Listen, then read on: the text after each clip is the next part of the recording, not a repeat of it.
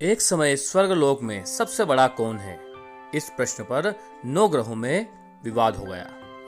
विवाद इतना बढ़ गया कि परस्पर भयंकर युद्ध की स्थिति बन गई। निर्णय के लिए सभी देवता देवराज इंद्र के पास पहुंचे और बोले, हे देवराज, आपको निर्णय करना होगा कि हम में सबसे बड़ा कौन है। देवताओं का प्रश्न सुनकर देवराज इंद्र उलझन में पड़ गए। इंद्र बोले, मैं इस प्रश्न का उत्तर देने में असमर्थ हूँ।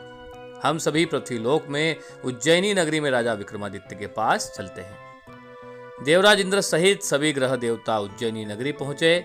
महल में पहुंचकर जब देवताओं ने उनसे अपना प्रश्न पूछा तो राजा विक्रमादित्य भी कुछ देर के लिए परेशान हो उठे, क्योंकि सभी देवी देवता अपनी अपनी शक्तियों के कारण महान थे। किसी को भी छोटा या बड़ा कह देने से उनके क्रोध का प्रकोप भयंकर हानि हो सकती थी। अचानक राजा विक्रमादित्य को एक उपाय सूझा और उन्होंने विभिन्न धातुओं स्वर्ण, चांदी, कांसा, तांबा, सीसा, रांगा, जस्ता, अभ्रक व लोहे के 9 आसन बनवाए। धातुओं के गुणों के अनुसार सभी आसनों को एक दूसरे के पीछे रखवाकर उन्होंने देवताओं को अपने अपने सिंहासन पर बैठने को कहा। देवताओं के बैठने के बाद राजा विक्रमादित्य ने कहा कि आपका निर्णय तो स्वयं होगा। जो सबसे पहले सिंहासन पर विराजमान है वही सबसे बड़ा है। राजा विक्रमादित्य के निर्णय को सुनकर शनि देवता ने सबसे पीछे आसन पर बैठने के कारण अपने को छोटा जानकर क्रोधित होकर कहा कि राजा विक्रमादित्य, तुमने मुझे सबसे पीछे बैठाकर मेरा अपमान किया है। तुम मेरी शक्तियों से परिचित नहीं हो, मैं तुम्हारा सर्वनाश कर दूंगा। शनि ने कहा कि सूर्य एक राशि पर 1 महीने, चंद्रमा 2.25 महीने, मंगल 1.5 महीने, बुध और शुक्र 1 महीने, बृहस्पति 13 महीने, लेकिन मैं किसी राशि पर 7.5 वर्ष तक रहता हूँ। बड़े बड़े देवताओं को मैंने अपने प्रकोप से पीड़ित किया है। राम को 7.5 के कारण ही वन में जाकर रहना पड़ा और रावण को 7.5 के कारण ही युद्ध में मृत्यु का शिकार होना पड़ा। राजा, अब तू भी मेरे प्रकोप से नहीं बच सकता। इसके बाद अन्य ग्रहों के देवताओं ने प्रसन्नता के साथ वहां से चले गए, परंतु शनिदेव बड़े क्रोध के साथ वहां से विदा हुए। राजा विक्रमादित्य पहले की तरह ही न्याय करते रहे।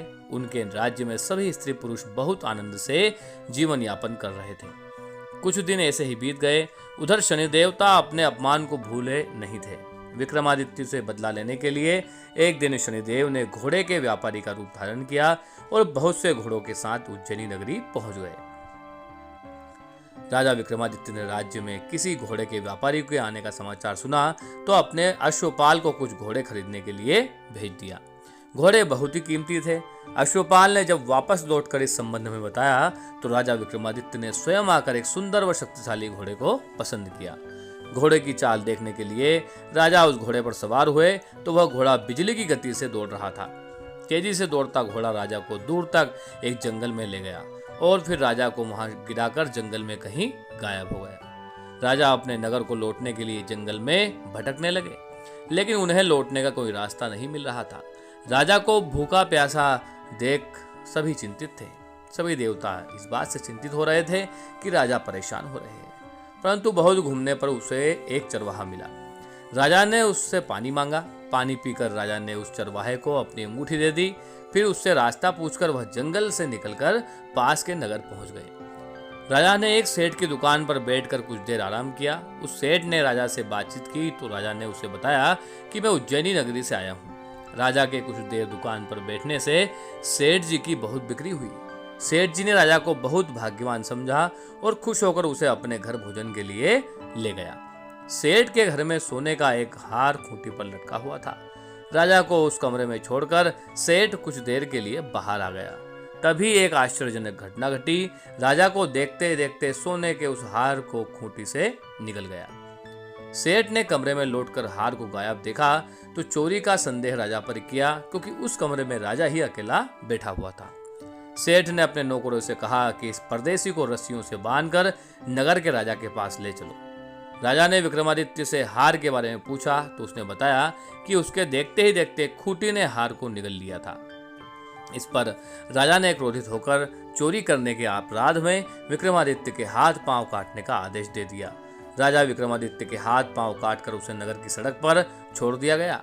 कुछ दिन बाद एक तेली उसे उठाकर अपने घर ले गया और उसे अपने कोहलू पर बैठा लिया। राजा आवाज देकर बैलों को हाँकता रहा। इस तरह तेली का बैल चलता रहा और राजा को भोजन मिलता रहा। शनि के प्रकोप की 7.5 पूरी होने पर वर्षा ऋतु प्रारंभ हुई। राजा विक्रमादित्य एक रात मेघ मल्हार गा रहा था कि तभी नगर के राजा की लड़की राजकुमारी मोहिनी रथ पर सवार उस तेली के घर के पास से गुजर रही थी। उसने मेघ मल्हार सुना तो उसे बहुत अच्छा लगा और दासी को भेजकर गाने वाले को बुला लाने के लिए कहा। दासी ने लौटकर राजकुमारी को अपना राजा के बारे में सब कुछ बता दिया। राजकुमारी उसके मेघ मल्हार से बहुत मोहित हुई, अतः उसने सब कुछ जानकर भी अपंग राजा से विवाह करने का निश्चय लिया। राजकुमारी ने अपने माता पिता से जब यह बात कही तो वे हैरान रह गए। रानी ने मोहिनी को समझाया कि बेटी, तेरे भाग्य में तो किसी राजा की रानी होना लिखा है, फिर तू उस अपंग से विवाह करके अपने पांव पर कुल्हाड़ी क्यों मार रही है। राजकुमारी ने अपनी जिद नहीं छोड़ी। अपनी जिद पूरी कराने के लिए उसने भोजन करना छोड़ दिया और प्राण त्यागने का निश्चय किया। आखिर राजा रानी के विवश होकर अपंग विक्रमादित्य से राजकुमारी का विवाह करना पड़ा। विवाह के बाद राजा विक्रमादित्य और राजकुमारी तेली के घर में रहने लगे। उसी रात स्वप्न में शनिदेव ने राजा से कहा कि हे राजन, तुमने मेरा प्रकोप देख लिया, मैंने तुम्हें अपने अपमान का दंड दिया है। राजा ने शनिदेव से क्षमा करने को कहा और प्रार्थना की कि हे भगवान, हे शनिदेव, आपने जितना दुख मुझे दिया है अन्य किसी को ना दे। शनिदेव ने कुछ सोचकर कहा कि राजा, मैं तुम्हारी प्रार्थना स्वीकार करता हूँ। जो कोई स्त्री पुरुष मेरी पूजा करेगा, शनिवार को व्रत करके मेरी व्रत कथा सुनेगा, उस पर मेरी अनुकंपा बनी रहेगी। प्रातःकाल राजा विक्रमादित्य की नींद खुली तो अपने हाथ पांव देखकर राजा को बहुत आश्चर्य हुआ। उसने मन ही मन शनिदेव को प्रणाम किया। राजकुमारी भी राजा के हाथ पांव सही सलामत देखकर आश्चर्य में डूब गई। तब राजा विक्रमादित्य ने अपना परिचय देते हुए शनिदेव के प्रकोप की सारी कहानी रानी को सुना दी।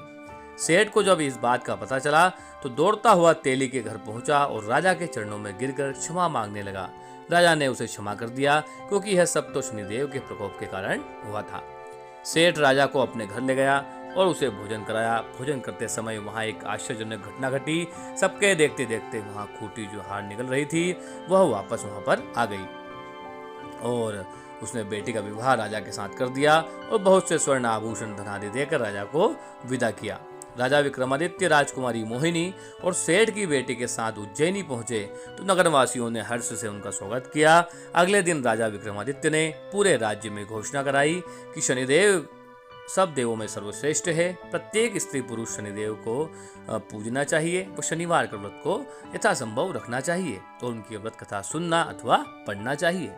राजा विक्रमादित्य की घोषणा से शनिदेव बहुत प्रसन्न हुए और शनिवार का व्रत करने और व्रत कथा सुनने के कारण सभी लोगों की मनोकामनाएं शनिदेव की कृपा से पूरी होने लगी। सभी लोग आनंदपूर्वक रहने लगे। तो दर्शकों, यह थी एक पावन कथा शनिवार की। इस प्रकार की अन्य हिंदी कहानियां व कथाओं से बने रहने के लिए और सुनने के लिए हमारे चैनल को सब्सक्राइब कर लें, वो बेल आइकन अवश्य दबाएं जिससे अपडेट रहें आप सभी हिंदी कहानियों से।